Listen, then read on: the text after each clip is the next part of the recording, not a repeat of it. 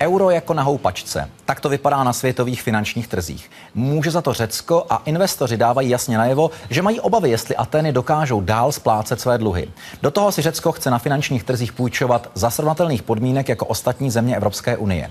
Jeho premiér Yorgos Papandreou řekl, že jinak se bude dál propadat země do krize. Zároveň ohlásil, že další úsporná opatření jsou nutná. Připomínám, že Řecko se dostalo do velmi vážných fiskálních problémů, které ohrožují stabilitu celé eurozóny. Ve studiu je Andreas Antonopoulos, rektor Pražské University of New York. Přeji vám dobrý večer. Good evening. Good evening. Jaká opatření mohou teď Řecku pomoci?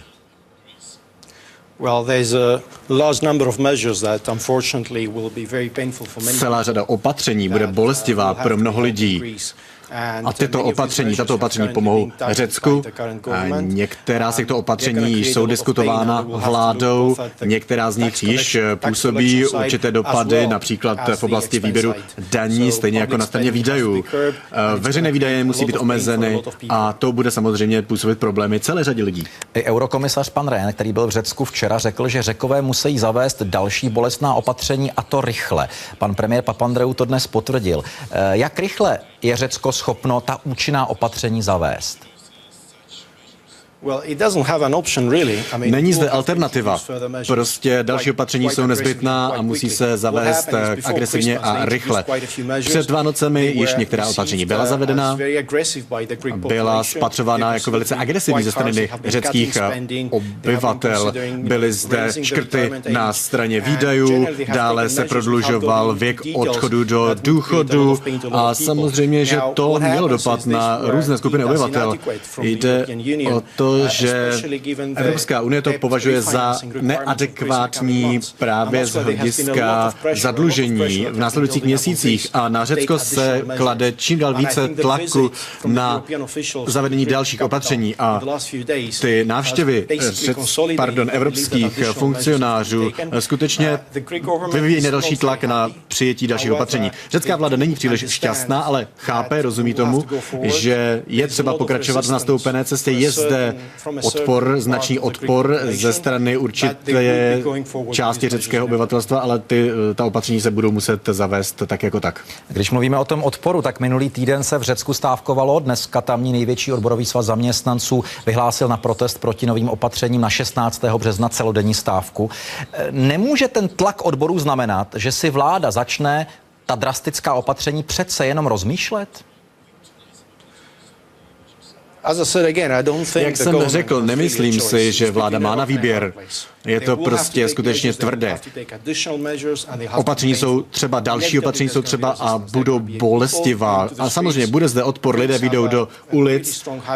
Řekové mají velice silný zvyk, takovou zvyklost, jak vycházet do ulic a protestovat. To jsme ukázali už v minulosti a jsem si jist, že to proběhne takto i tentokrát. Co je ale zajímavé, je, že poměrně značný podíl Řeků, když sledujeme výzkumy veřejného mínění, tak chápe potřebu přijetí opatření i to, že budou tato opatření bolestivá a podporují je.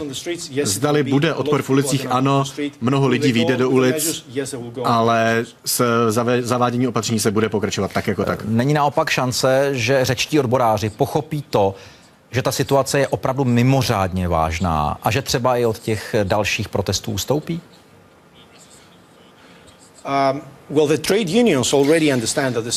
Odbory to již chápou, že situace je vážná. Nicméně musíme pochopit, že odbory zastupují členy, členům se omezují výhody, i to, co vlastně přinesou domů.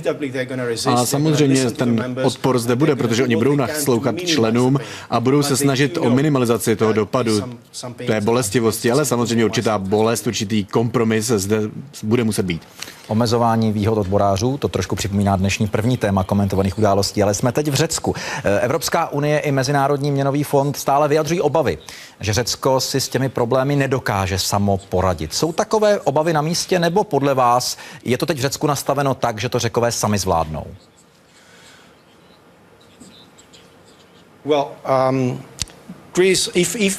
Řecko, pakliže se přijmou řádná opatření, tak je v dobré situaci, lépe řečeno, je zde velká naděje, že to zvládne tuto situaci.